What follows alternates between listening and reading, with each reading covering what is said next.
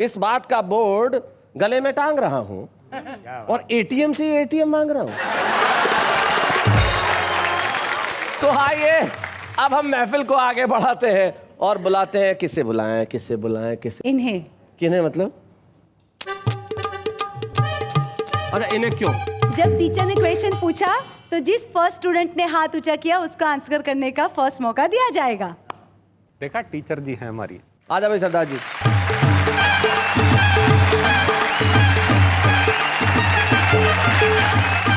शैलेश जी, आज बड़ा गलत हो रहा है मेरे साथ। अच्छा, अभी यही ऑडियंस में ये जो बैठे हैं ये आके मेरे को पूछते हैं, तुक तुक जी आपका नाम क्या है?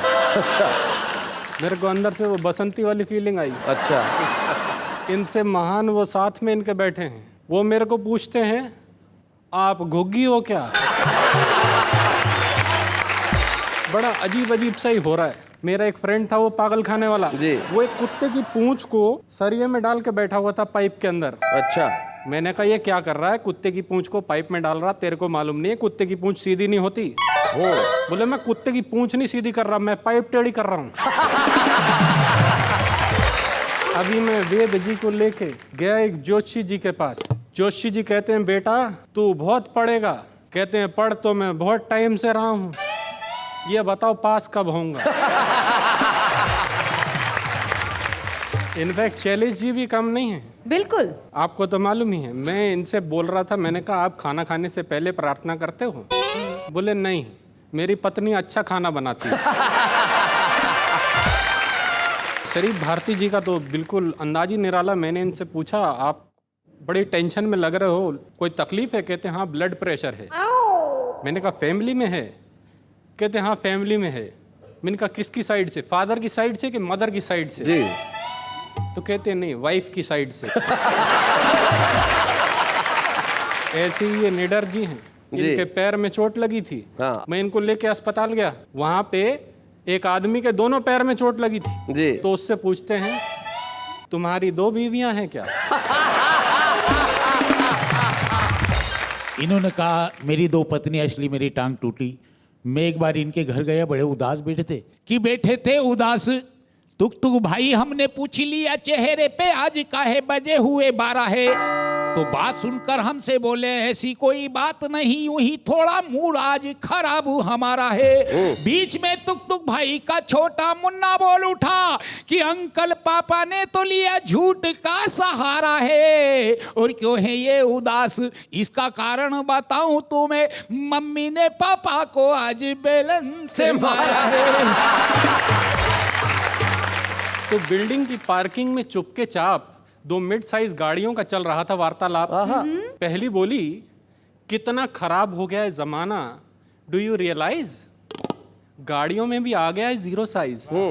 दूसरी बोली you are right, this is the class. बस इस सस्ती छुटकी ने किया है सत्यानाश। एक तो इसकी टेल पॉलिश, लड़कियों की नेल पॉलिश होती है, गाड़ियों की टेल पॉलिश होती है। बहुत अच्छे। बोले एक तो इसकी टेल पॉलिश कितनी चीप है, ऊपर से इसका फ्रंट भी क्लीन स्वीप है। इतने में वहां एक ऑटो आया, उसे देख दोनों मैडम्स ने अपना मुंह बनाया। पहली बोली देखने में लगता है पूंछ कटा लंगूर, लोफर आंखें फाड़ फाड़ के कैसे रहा है घूर। अच्छा। ऑटो बोला ये लंगूर सारा दिन लोगों को यहाँ वहाँ पहुँचाता है, साथ साथ किसी के घर की रोटी भी चलाता है। क्या बात है। पर जैसे बढ़ रहे हैं पेट्रोल के दाम, जानती हैं कुछ दिन में क्या होगा अंजाम। आपका पार्किंग से निकलना बंद हो जाएगा। वाह। अगर हम भी नहीं घूरेंगे तो आपका ये स्टाइल किस काम है? क्या बात है, वाह।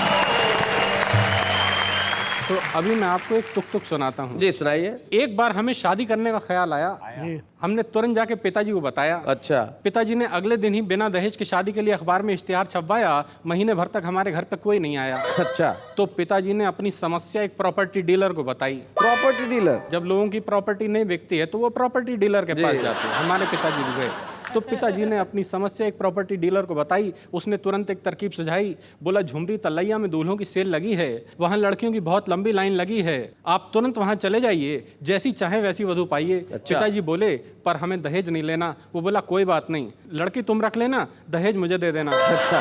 पिताजी को उसके बोल समझ में आ गए। अगले दिन पिताजी हमें लेके झुमरे तलैया आ गए। हमने सेल को डिफरेंट काउंटरों में बटा पाया। 20% डिस्काउंट, 40% डिस्काउंट, 80% डिस्काउंट। पिताजी ने हमें 100% डिस्काउंट वाले काउंटर पे लाके बिठाया। अच्छा। थोड़ी देर में वहाँ एक 40 वर्षीय बाला आई। आहा। 40 वर्ष की भी होती है। क्यों जी देख जी रहे हो? जी। नहीं नहीं, आपकी तरफ तो क्यों देख सकता है, आप तो 50 की हैं। नहीं।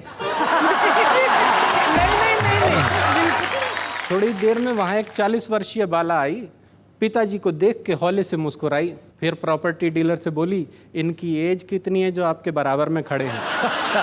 प्रॉपर्टी डीलर, भाई प्रॉपर्टी डीलर बोला, माशाअल्लाह जवान हैं, दिखते बड़े हैं। वो बोली, तो फिर इनसे मेरी बात चलाइए, जरा इनका रेट मुझे बतलाइए। प्रॉपर्टी डीलर ने पिताजी से बात चलाई, पिताजी ने उसे कर्री करके डांट पिलाई। उसके बाद पिताजी हमें वहाँ से लेके भागे। एक किस्सा देखा हमने थोड़ा आगे, लड़के के पिता लड़की के पिता का इंटरव्यू ले रहे थे। लड़की के पिता पसीने पसीने हो रहे थे। फिर जब सौदेबाजी की बात आई, लड़के के पिता ने रेट लिस्ट दिखलाई। लड़की के पिता बोले, आप रेट बहुत ज़्यादा लगा रहे हैं।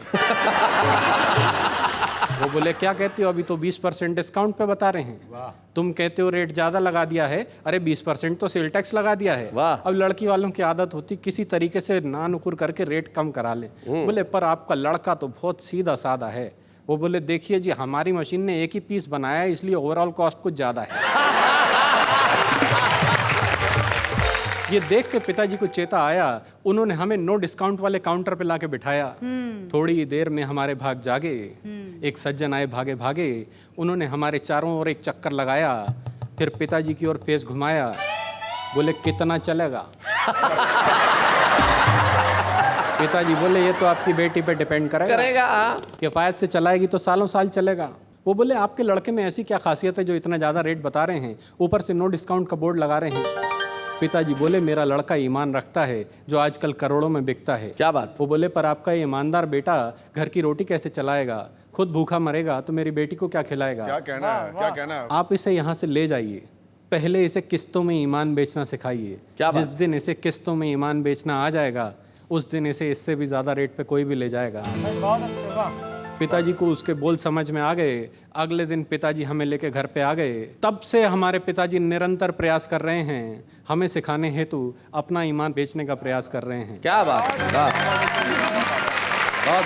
पर हमें नहीं लगता कि वो दिन कभी आएगा, इसलिए तुक तुक कुंवारा पैदा हुआ है, कुंवारा ही मर जाएगा। वाह वाह वाह, बहुत